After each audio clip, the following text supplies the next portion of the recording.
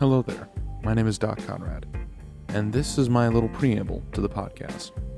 First of all, I'd like to say thank you to everyone who is a part of this podcast, including all the guests and the two wonderful artists who help bring this podcast to life. At Meloscav, at MELOSCAV,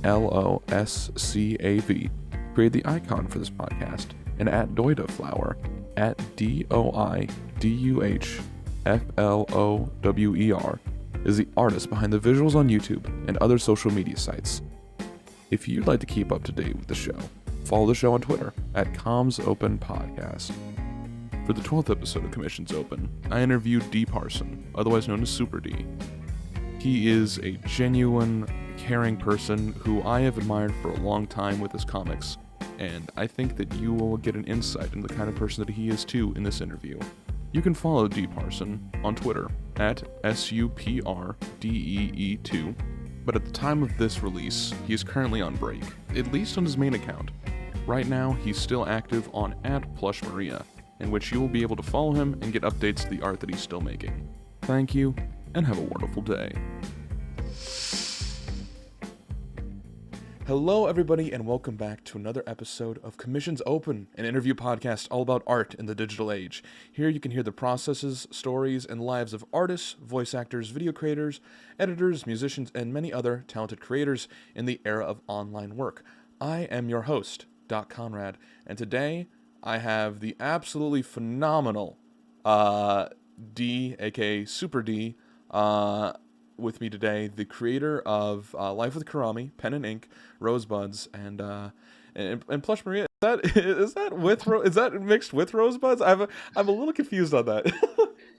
Yes and no. She is her own entity, I guess, but she is a part of the Rosebuds ensemble. Yes. D, thank you so much for coming on the show. I really do appreciate it. I appreciate being here. Yeah. I'm gonna go ahead and just say a few things that I've stated beforehand when I first hopped on the call with you. I have been a big fan of yours for a while. I am especially very well aware of the Life with Karami series. I pretty much saw it nearly every single day. Every time I went through Facebook, it was a consistent part of my scrolling experience, quote unquote, and I would constantly see your updates and your posts, and just always put a smile on my face knowing that there's this comic artist continuously putting out work, and that work ended up getting you into the local paper. Is that correct? Yes, sir. Yeah. Why don't you go ahead and talk about the experience of getting your work into the local paper and what that paper is and everything about that? Well, to start out, when I first started Life with Karami, it was actually a comic strip that I was starting out in my school newspaper in my senior year. A lot of things, was a lot different prior to when it became a newspaper comic strip, but it was like pre everything that I was doing with the characters and stuff before it hit the newsprint. And so when it became newsprint, it was a whole different ballgame. Putting out deadlines, comic strips every day, working on deadlines. It was a lot of work, but it was not only a rewarding experience, but it was one of those once in a lifetime opportunities that you just simply can't really get these days, because comic strips in newspapers are, I won't say a dying breed, but they're much harder to get into, especially in local papers. Mm-hmm. Yeah, and your work was in work inside of a local paper. What was the name of that newspaper? It's called the Herald Bulletin. Mm-hmm. And that ran for I believe it was about 2 years. About 2.5 years. Mm-hmm. And how is it that you got into how is it that you first started from that? Because you said you of course grinded the work out in working in the high school newspaper. But how did you get the transfer from that to your local paper? I know there's a little bit of a story behind that. Yes. So in 2013, I met a friend of mine I feel like he's like the stepping stone to everything that has happened to me up to now. Mm-hmm. But when we first met, he kind of tricked me into being a newspaper cartoonist. Actually, uh, when I first met him, he requested me. Oh my gosh, to make 24 comic strips featuring Karami, Anna, and some of the other characters of Life with Karami. And so I was like, all right, yeah. I took the challenge. He gave me a deadline, but he didn't tell me what that deadline was. And so when I completed all 24 of those comics, he told me, listen, D, I gave you a 6 week deadline for these comics, and you knocked all these out in four. He was like, you really have the knack to doing comics at on a consistent deadline. And so from there, he told me, next thing I want you to do is to go to your local paper, talk to the editor of the newspaper, and see if he'd be interested in putting your comics in the newspaper. And so I think it was about a month or two later, I was walking and I had my backpack with my comics in it, and I realized, oh hey, I'm near the newspaper building. So I decided to go in. Since I had the comic strips on, I was like, yeah, I'll just go ahead and go in and just see what happens. Uh, Funny enough, at that time, I didn't know the editor's name. I didn't know who I was looking for. I was just wanting someone to talk to say, hey, I have some comics to see about getting in the paper. And so I managed to meet the editor of the Herald Bulletin. His name's Scott Underwood. uh, Funny enough, he was actually free at that time, and he was willing to humor me for a little while, talking about my comic strip and stuff. Mm-hmm. And so we went into his office. He sat down and talked with me. I showed him my comics. One of the first things he told me was, "Your comics aren't funny." And then he said, "However, I think your art looks great, and it could be improved on. So, what I would like for you to do is to make more comics and return to me in a few months or so and let me know, what you got so far." And I was like, all right, cool.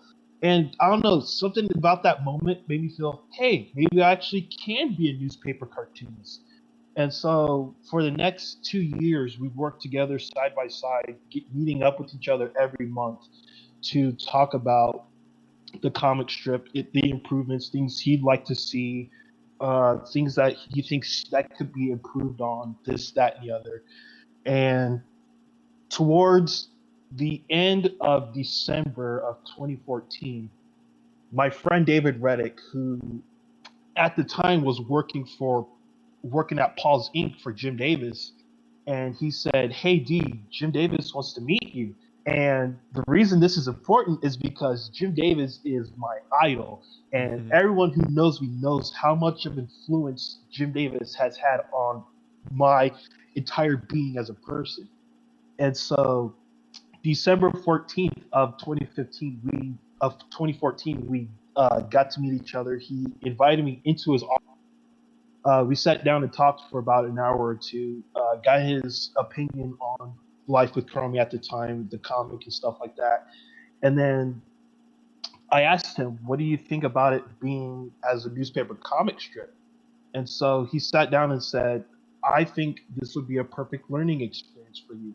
That regardless of what happens with the comic strip, whether if you create it forever or you end it whenever you decide to end it, that it'll take you in the direction you need to go as a cartoonist." So he told me to tell the editor to turn it into a newspaper comic strip. And so the next day I got in contact with him. And then 2 months later, we sat down and wrote the contract. And on April 6th of 2015, Life with Cromie was a daily newspaper comic. Mm-hmm. Well, that is it's a case of networking. It's a case of like meeting people who have like been huge influences in your a huge influence in your life, and it's all about yeah. Not only is it like a heartwarming story of like Jim Davis not only taking a seeing what you have and moving forward and realizing that like yeah you do have a lot of potential for this to go ahead and make it work, but it's clearly worked for you. You have you have at the moment, it ran for 2.5 years, and you've ran multiple other like sets of comics, not exactly all newsprint. Life of Karami, if correct me if I'm wrong, is the only one that's been in newsprint itself. Is that correct? Yes. Yeah, but the other ones you've worked on for like digital work, and you're still working on having Life with Karami be a physical book. Is that correct? Yeah. This year is actually Life with Connie's fifth anniversary, so to commemorate it, I am making a book that compiles at least a big portion of Life with Connie's run in the newspaper.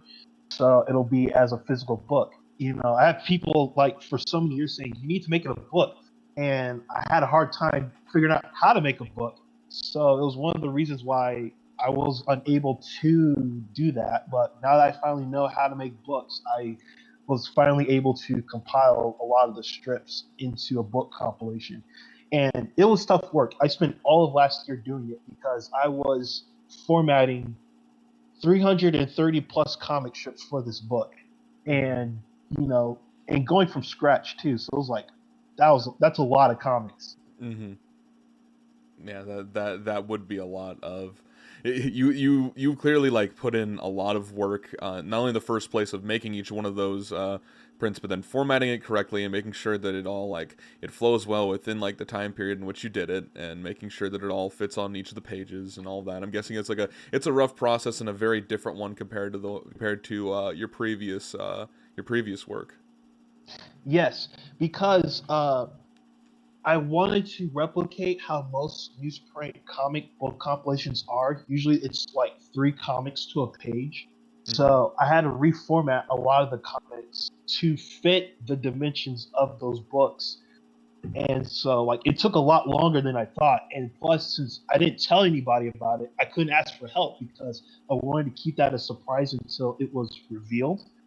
So I really had to do a lot of research on my in order for me to do it. Mm-hmm.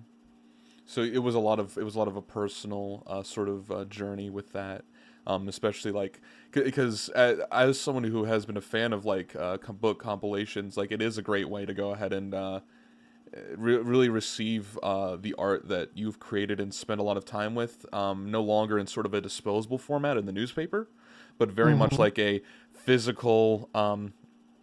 much more physical medium that like people will go out and purchase just for you.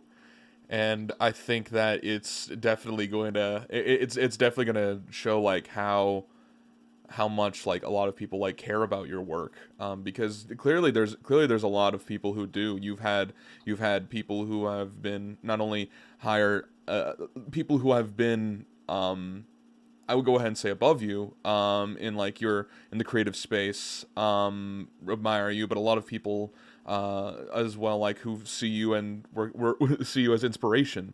And I definitely think that you have a place in that sort of into that sort of medium of just being like you are very inspiring to go ahead and see as someone who has personally been inspired by your work to like just like in the creative day to day and getting me through the days that have been like maybe a little bit rougher than like I normally go and think. And there's just a lot of moments where a lot of people can see that work, and I think that I'm not gonna be alone in saying that like your work inspires a lot of people. Um, yeah. And it really means a lot, when people say that. Like, I really try my hardest when it comes to my work to make something that can really just allow people to just have a little breathing moment in life. Like, life Mm-hmm. is already rough as it is. There's no reason why I should continue, add more to that fire. Mm-hmm. I want to make stuff that makes people just feel good, make them feel happy, and just go, no matter how bad things are, you know, we can always look on the bright side of things. Yeah. I definitely have been able to see that through your work, and specifically your art style that you've done with the various expressive faces and all that. I want to go ahead and get into how you first got into making art. Like, was there a specific thing that sort of clicked? Have you always been drawing your entire life? Like how did it get this far?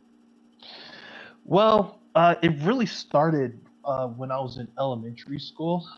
In the early 2000s, I lived in this town called Elwood, Indiana, and it is infamously known for being a sundown town, meaning that it housed like the Ku Klux Klan, and like a lot of the residents were, incredibly racist. Mm-hmm. And during that time, me and my family were the only black people in the town. And so we had to deal with a lot of that stuff. Like, they didn't celebrate Martin Luther King Day until after we moved out of town 6 years later. And so, and especially for me being the only black kid in the school, because my little sister was too young to go to school at the time. And so I, really had to deal with teachers and, students being prejudiced against me just for what I look like. And so, like, I wasn't a complete angel in school either, but it was like, I had to deal with a lot of the blunt of that. And Mm-hmm. so, one of the things that has kept me really, you know, has really kept me going was getting into comics. My first experience with comics was with Garfield, which is kind of why like there's this whole symbolic thing with with the series that I have, that it has really shaped my life, because with Garfield, I learned how to accept myself for who I am, because I learned that from a fat orange lazy cat that eats lasagna, sleeps Mm-hmm. 23 hours a day, and abuses his friend and his owner on a daily basis. But he's okay with that. I know it's a weird message to get out of Garfield of all things, but it's what inspired me to be, I'm okay with who I am, and I shouldn't change myself for nobody. Mm-hmm. And so I really started getting into art once I started learning about Garfield and learning how to read through Garfield. And once I started doing my own comics and stuff, people started noticing, that side of me, like, hey, this guy's doing something that's pretty cool. And then I started making my own comics alongside all that. And then one day in the third grade, I made a comic. It was a comic about Luigi, Mario's brother. Mm-hmm. He went camping, and the booze from Mario uh, was chasing him and wanting to pull pranks on him during the evening while he was camping. And it made my friend laugh so hard he fell out of his chair and was just rolling on the floor, red in the face, tears rolling down his face, just in pure laughing form.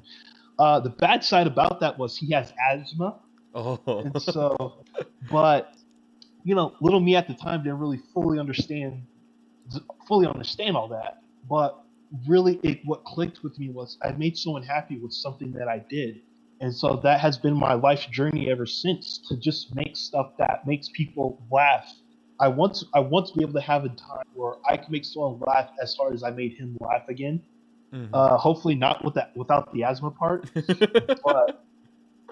but my goal has always just been to make stuff that makes people happy. Mm-hmm. I can guarantee that you're definitely succeeding on that journey. I can guarantee you on that. Not as hard as the not as hard as your friend with asthma, but hopefully that thing will keep you motivated. Because like there's God, your art, man. I just swear. Anyway, just so good. But I don't know. I want to go ahead and discuss in the part that I've really sort of missed out on, which was after the initial running of life with Karami and the work that you've done with that, you moved on to something else. But I guess I was one of the many lost in the algorithm, who I couldn't see your work as much anymore. And I never knew about Pen and Ink, and I never knew about Rosebuds and Plush Maria and everything like that. I was never like aware of any of that. How'd you come to those characters and their stories with all of them? I know they're two separate things, but let's go ahead and start with like chronologically Pen and Ink. Okay. Well, Pen and Ink, funny enough, was a I created them as a way to vent out my frustrations with life with Karami at the time. There Mm-hmm. was some personal things going on in my life that was creatively preventing me to do things with Life with Crummy that I would like to. So I created pen and ink as a way to just do whatever I wanted. Like Mm-hmm. what I didn't care what it was. I just wanted to have like I wanted just to have fun with just whatever it is I wanted to do. Started out with Pen just being a doodle. Originally, she was going to be a character in Life with Karami that would occasionally babysit Karami, but then she ended up turning into her whole own character. And then after Pen came her little 3-year-old sister Ink, and then I just started, going doing whatever with them.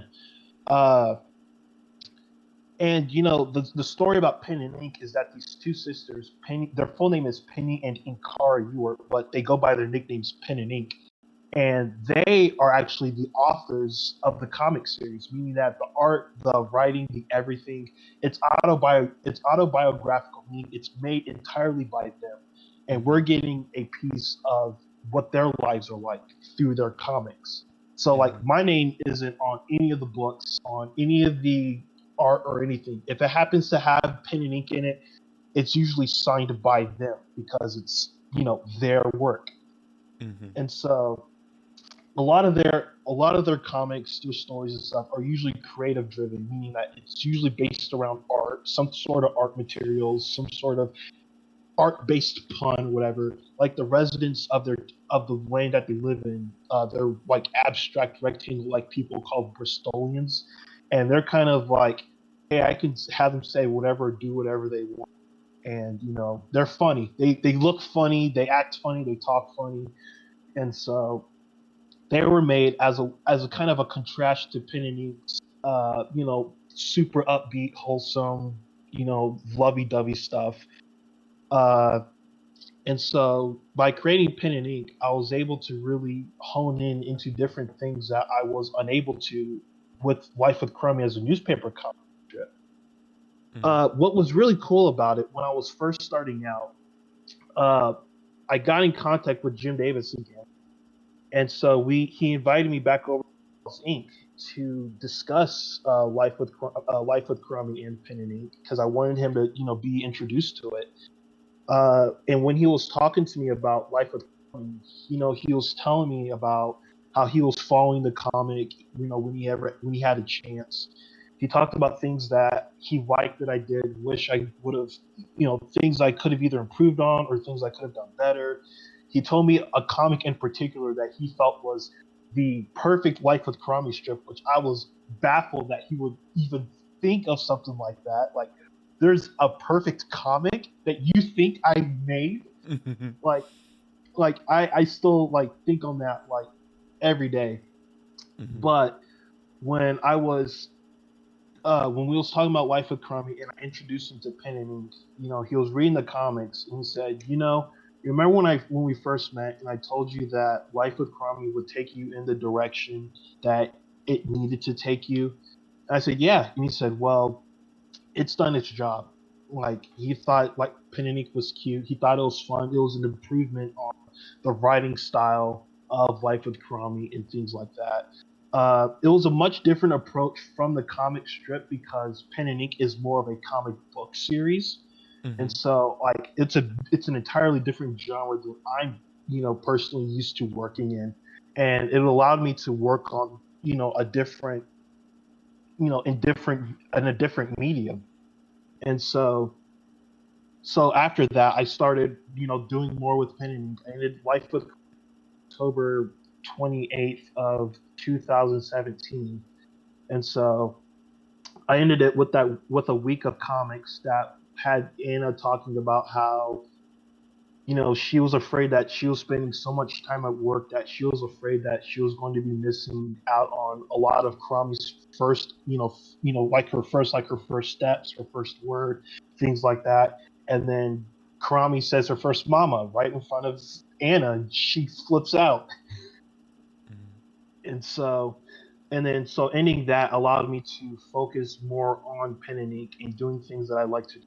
I started getting into doing animation, started doing animated shorts called pen and ink sketches, which were like 30-second shorts with pen and ink, doing something. I've made roughly like six. I think 6 or 7 of them within the span of the past 2 years, which was really nice. Uh, but I've also allowed myself to just do more with the community. Like, I was able to use pen and ink as like mascots for the arts. Like I consider them advocates of the arts. Like they are highly enthusiastic about anything art related. I've used them for comic book workshops to teach kids on how to make story structures. We use pen and ink as a way to kind of learn how to make, how to have characters do things, because since they're art related, they're able to just do whatever. Mhm. And so uh, I've done within the past few years, I've also done like, within those comics, I've turned them into comic books, and then have recently made a volume 1 compilation that piles all the pen and ink comics I've done up to this date. And so it's fun because it was my first experience at making books, and that's actually, with pen and ink, I was able to learn how to make books, animations, and things like that, which I'm now doing for all my other comic series, such as doing the book for Life with Karami. Mhm. I think having pen and ink being like the thing that has expanded and grown a lot of your work is, I think, is one of the most fairly obvious things, and I like to think that it's a reflection of, like you said, with it being autobiographical, taking yourself and putting it more in the perspective of these characters. Um, I'm not gonna go ahead and like put a like any damper on Life with Karami because it's been like a big learning experience with that. But I think that pen and ink as like not only the characters, their vision of who of what you want them to represent, and the ways that you have like use them in like in is a growing process as well with your animation and with your bookmaking and the things that you want to create further. I think they have been the most reflective of who you are and what you want to bring forward into yourself, and I think that's what made it so easy. I'm not gonna go ahead and get all psychiatrist on you, but do you think that like that's more of the case that you see a lot of yourself in pen and ink? Yeah, and I say that because I'd say pen and ink have a bit of my personality, but it's heavily exaggerated. Mm-hmm. Like uh Pen, they are polar opposites of each other. Pen is more quiet and reserved, kind of to herself, whereas Ink is just everywhere. She's like, oh, Mm-hmm. she's loud, she's playful, she wants to just play all day, and she's just like the embodiment of optimism and happiness. And the two sisters are always, they're a good contrast to each other because Penn is always being reminded by Ink to have fun with art and just to do what you think is fun. Mm-hmm. And Ink has someone to look up to help her guide her in the direction of continuing to be herself. Mm-hmm. I can I can definitely see that the is especially from like it's something that a lot of people, especially someone as a comic creator, you spend a lot of time like in your head and thinking about these sort of things. It's a very personal job in which you take your time, you write out the stories in which you personally think about, you draw the comic and you publish it yourself.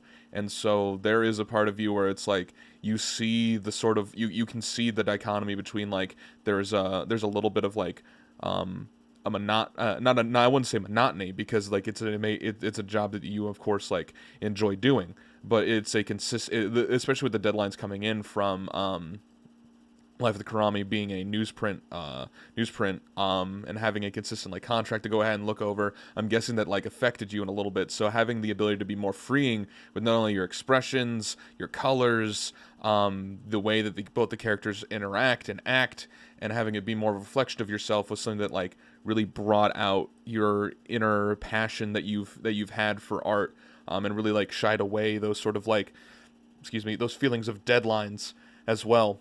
And not to say that, of course, those comics you didn't set personal goals and deadlines for yourself, because clearly you've made advances in terms of, like you said, your animation, your bookmaking, to work on your other comics. but it really like I'm guessing that like really shows a lot of the of like your growth as an artist as well, to just like being able to express who you are inside of these two characters especially. Mm-hmm. Yeah. Now we're gonna go ahead and move on from pen and ink to your latest one, Rosebuds. Now I no, this is the one I'm the least familiar with because at least with pen and ink I've seen a little bit of the work that you've done in like especially with like interviews that you've done and discussing with them and having them be more of like a more of a forefront to your creative process. Rosebuds is like new to me in almost every single way. Why don't you go ahead and talk about them? Well, and I want to say that it's a little new for everybody because it is my most recent project. Mm-hmm. I haven't really like it's, and I'd say it's new in the terms of there are things I haven't done with it yet that like hasn't even been released, such as like I do have a comic strip for it, but I'm currently working on the comics behind the scenes, and I'm waiting to have like a good backlog of comics, before I release them on a consistent schedule. Mm-hmm. And so, but funny enough, the Rosebud characters, maybe I should start with what the series is about. So Rosebuds is about the bonds and rivalries of these three sisters, Maria, Rosa, and Marcela Gonzalez, and the relationships that they have with you. Funny enough, these three characters in particular predate every comic, every project that I have ever done.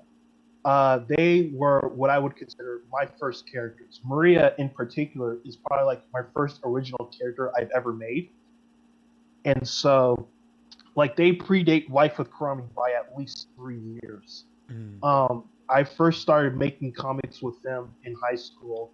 Uh, Most people know if they know anything about Flipnote Hatena, which was an animation on the Nintendo DSi. They may be familiar with the character because that's kind of where I first introduced them. Originally, their characters would be associated with King Boo and a bunch of other, Boo-related characters, both fan-made and original. Uh, and they would just, cause them a lot of grief in life. They would just, cause King Boo a lot of headaches and stuff just by existing.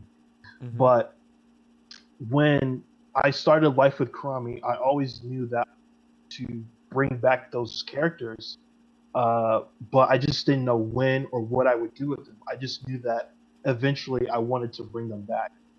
And so late last year in October, no, uh, it was sometime late last year when I brought back the characters for a project that I wanted to do, which is going to be a graphic novel. But before I wanted to do the graphic novel, I wanted to relearn about the characters, their interactions with each other, and the world around them. So I created Rosebuds as a way to kind of, not only reintroduce them to myself, but introduce them to a new audience who are not familiar with them. Uh, but eventually, I'm realizing that the comic is like the most important aspect of their characters. So the graphic novel is being sidelined the until the comic strip properly establishes itself. Mm-hmm. Okay. Yeah, that makes sense, especially for like you wanted to go ahead and get like a backlog of these characters and getting them more consistently out, so you can go ahead and publish it more of like getting people to know these characters and having it consistently be put out makes sense. And I'm surprised to hear that these characters have been like around for so long. Of course, like people are inspired by the work that they've made like previously. And you hearing that these characters were like initially like characters that dealt with like in your fan animations and hearing it go all the way back then is really like is really telling of like how like you can take things in your life that you've been inspired by in the past and bring them up at any point in time and make them like and bring them to light in a way that like you know you couldn't initially, but now like with how not only well you've been able to go ahead and create your work and even animate it, and all that, being able to retake these old ideas and show them in a new light to a new audience that it looks brand new to everyone else, is but knowing that they've been like with you for a long time is like really something special, and I'm glad that we get to finally go ahead and see a little bit about them now. Yeah, I am really enjoying the development of the comic. Uh, the way I'm doing it is a lot different than I've done most comic like Life with Chromie and Pen and Ink. Though I will say that it's more in the way of the Life with Chromie route where uh, people knew about the characters, they knew the history, they knew the development of the characters before the big project happened. Hmm. Such as we knew about Anna before Life with Chromie became a newspaper. And so, ooh, excuse me, I'm so sorry. You're fine. Uh, with the characters of Rosebud, it's literally the exact same. People are learning about the characters before the main attraction, Rosebuds, the comic strip, happens. Hmm. And I think that's what will give people a much more closer connection to the characters because they get to see them, you know, like I won't say pre-development, but they kind of get to see the characters before they see the characters. Like, Hmm. Yeah, in the same way of like in the same way of like regular people use like how people use characters to like represent their online persona. You've sort of done that with Maria, I'm guessing, and like made it so it's like here's at the forefront of my work. You're showing that off to the world and getting people like use the idea of seeing this character. It's sort of like a quote unquote branding of it, but not as mm-hmm. cold, not as cold as saying the word branding for your comic, but like you're getting people to go ahead and learn and know about like who these characters are before the whole comic comes out, and even before you do a ton of other things with that, you're setting things out with them. And what I also love is that like you don't you like still play with things involved with like your different characters that you've done from your past projects as well. Like you're not shy to go ahead and like randomly go ahead and show some stuff that you had with pen and ink, or like re-show something with Life with Karami. Just a one thing you had an idea for this character, fits this character, put it out there because people go ahead and know that character and they enjoy and they love it. And I think that shows to your that shows to like the that shows to like the same sort of lasting impact that not only your art does, but how it has is closely connected to you. Mm-hmm. Just like Jim Davis can't live without Garfield, like you can't think of one without the other. I like to think of it the same sort of way with your characters, and like it becomes like synonymous with you, despite the fact that they don't fully know about it. Your unique art style, the way the characters are presented, and all of that. I definitely think that it's something with nearly every comic creator, especially ones that are have it as like their main focus, is that you put a little piece of yourself in each one of those characters, and when you feel a certain like emotion or a feeling you want to represent or just have an idea involving with them, you're not afraid to go ahead and bring them back out. And I love that so much. Yeah, and I love that too because one of the things that I've been learning while doing, all three of these comics is that they don't ever go away. Hmm. Like, sure, I may have ended Life with Crummy. That doesn't mean that I've ended Life with Crummy, if that makes sense. Hmm. Like, there are still things that I know I will that I'm not afraid to do with them if I wanted to. Hmm. I know my plate with my other comics are kind of full right now, but I could just if I wanted to bring them back, if I wanted to do something with them, there's no reason why I can't, you know. Hmm. And I'm able to just have fun with them with all my characters and just be able to just make other people happy as well with seeing these characters. I could definitely say for certain that you have been someone who has brought many a ton of joy to all kinds of different like creators, big and small, people in their day to day lives. Like you have had that effect on people, and I have had like I've had multiple people like when I say that, hey, I'm talking to D eventually, like I'm getting this interview done with D, they have been like consistently saying like you are not only like something that they've also enjoyed, but that you are an incredibly like kind and warm hearted person, that has like that has like been I've personally like felt the impact from the work that not only that you've done, but but as a person that you are. It's just been like something that's been overwhelming to go ahead and like an overwhelming sensation of like just love, man. Like you show that off by far, not only in your work from the amount of care that you take with each one, and how you're not willing to go ahead and let each of them like go away just because like, oh, I'm the comic strip's done or whatever. Like they're always going to be willing to come back. It's just a great thing to go ahead and it's just a great thing to go ahead and like it's a great thing. I want you to go ahead and understand. Like your impact is like massive inside of like this sort of community, outside of your immediate local, inside of like your immediate local community that have known you, that you've done workshops with. Which, by the way, that's like an amazing thing to go ahead and like willing to take people and lift them up as well. That's something that like not a lot of people, if they'd have the resources, wouldn't exactly do. Just because like they want to make sure that they're either a little bit more comfortable in the situation that they're in, or something along those lines. But you started this early. You continue to push for this, and you've shown like a lot of work in that, with not only the amount of work you post nearly every single day, how quickly you can go ahead and turn these things around, how wonderful each and expressive each of these like pieces of art are. It's just, I feel like it is something that is, I don't know. It's just amazing for me to go ahead and see. But And like it, I can't express enough, how much of an honor it really means to hear that. Like, no matter who it comes from, no matter how many times I hear it, like that feeling never goes away. That I never want that feeling to go away. That mhm.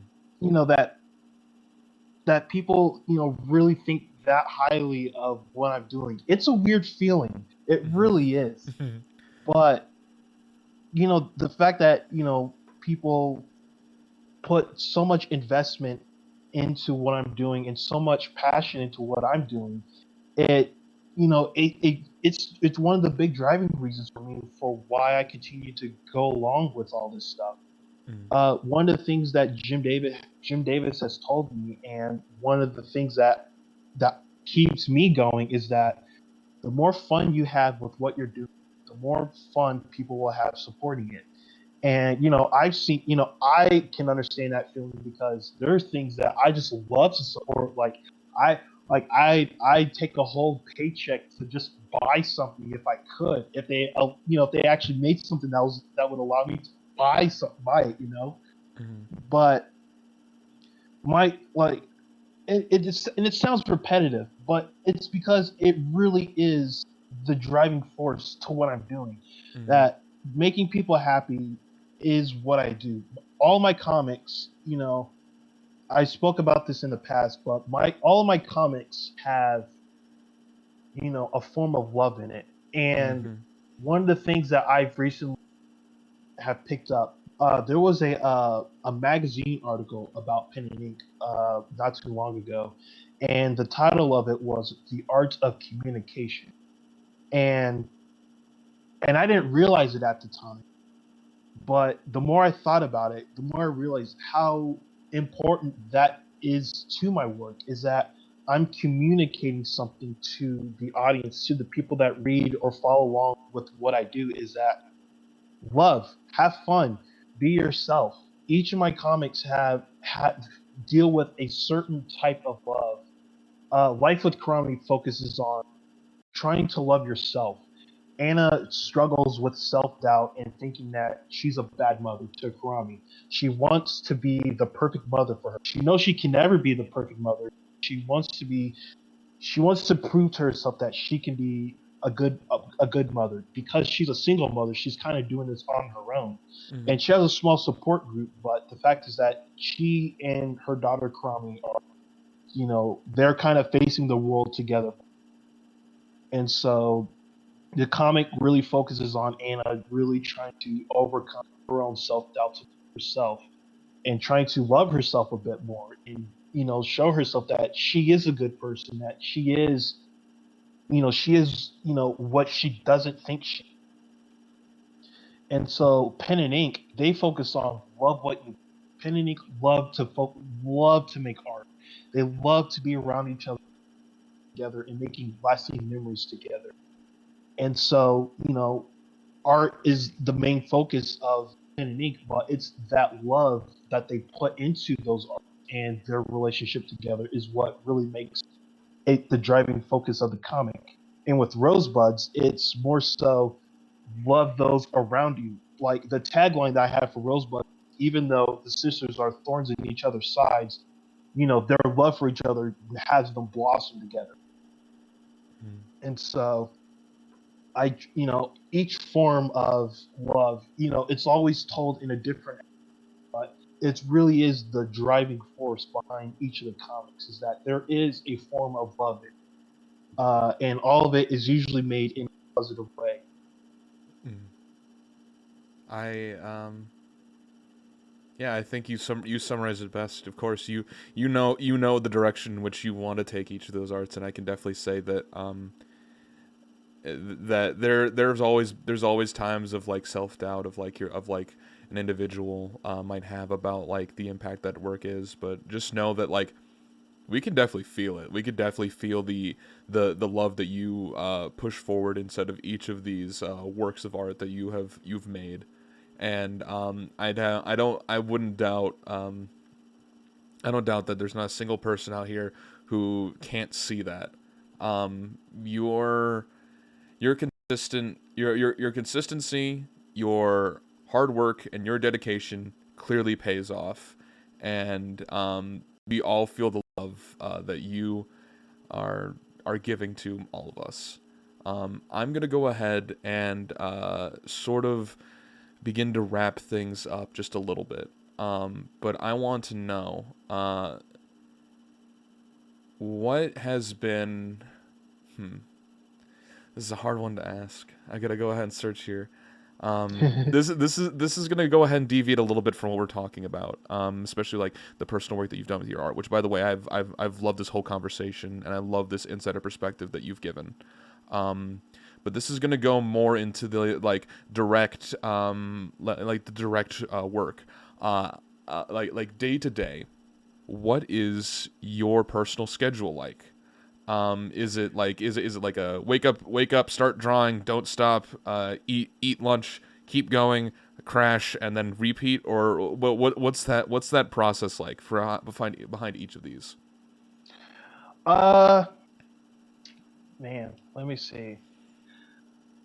A lot of it is usually go to day job first. After day job, work until I crash, Mm-hmm. and then anything else in between. It usually gets focused, but a lot of it is crash. Work on art, then crash. But Mm-hmm. that's just like if we take aside the day job. Mm-hmm. What would you mind sharing what your day job is? Is it anything to do with the art that you make, or do you like or do you like have a different sort of day job that like just helps with help with payment? Besides that, what is it that you do? Yeah, I have a separate day job alongside my art. Like I do, make a little income off my, but not enough to full time it just yet. I feel like I'm almost there, but not enough to make that leap yet. Mm-hmm. Uh, but I do uh, property management. I'm an assistant manager, and I help people find office spaces and stuff like that. It honestly, funny enough, it really does help with the art aspect of it because the things that I'm learning from this job is allowing me to learn more about how to generate more interest in my work because some of the things that I have to do in property management, property management, I'm doing with my comics. Hmm. In what sense? Uh, a lot of it is the big portion is the community engagement sort of thing. Like Mm-hmm. my comic book workshops that I teach for kids, students, and libraries and universities and things. I have to learn how to be be confident in my presentation on how to not how to but showing what it is I do. It's kind of in the same way on how I show this space is like showing them what they can do here, things that interest them, that you have to find the things that work well for the tenants in order for you to find the office spaces that work well for them. And so for my comic book workshop, I I have a different approach on how to teach because instead of saying, "Hey, we're going to do comics this way, and this way," I don't like that approach. It feels way too uh, uh, not serious, but it feels too straightforward. It feels too Mm-hmm. uh, I don't know how to really say it. It basically feels too restricted. Mm-hmm. Um, some kids, one of the things I've been learning about these kids that I teach is that they know how to make comics. They just want a place that allows them to make comics. So Mm-hmm. instead of me teaching them how to make comics, I allow them to kind of just have the class to do whatever it is they want to do, and it gives them that opportunity to actually just be free, not have to worry about their comic, like their homework or after school activities, things like that. And if they want to learn something in particular, I can teach them that way.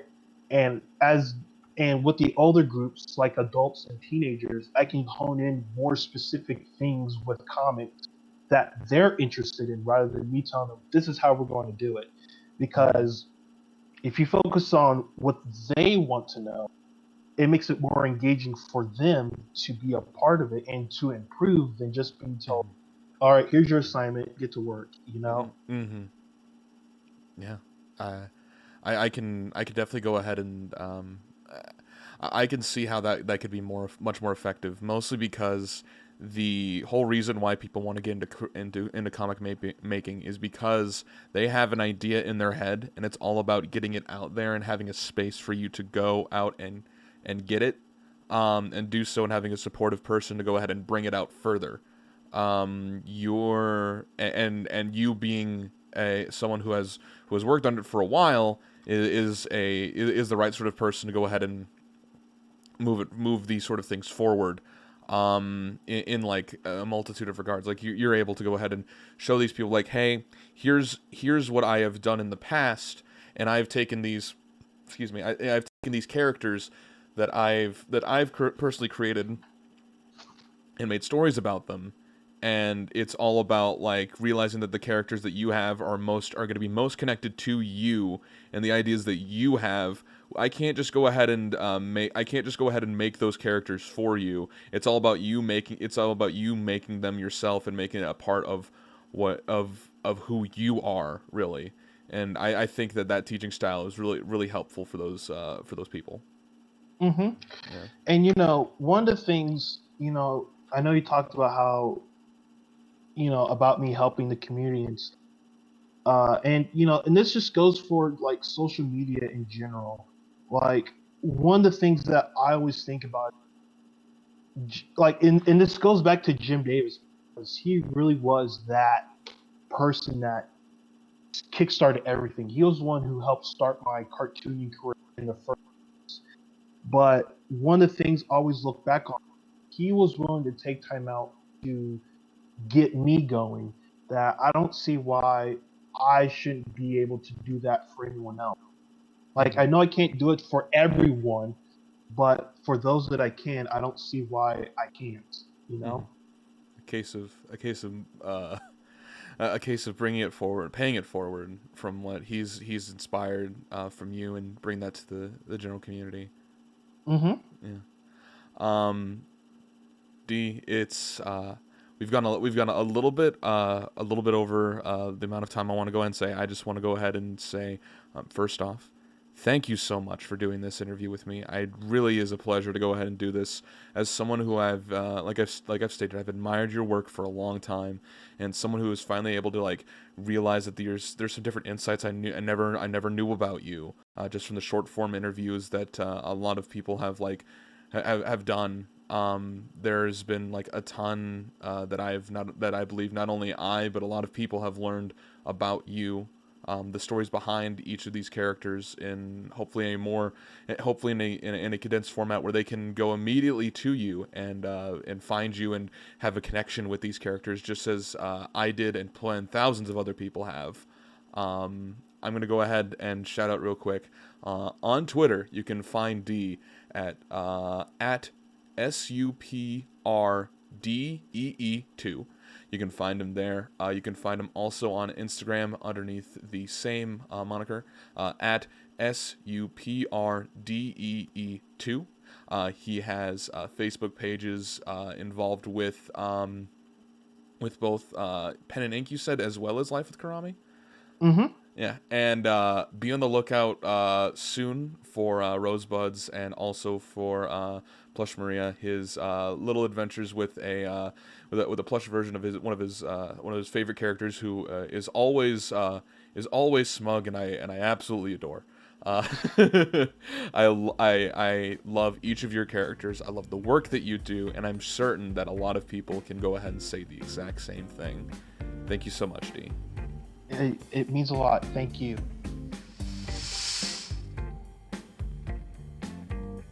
Thanks for listening to this episode of Commissions Open.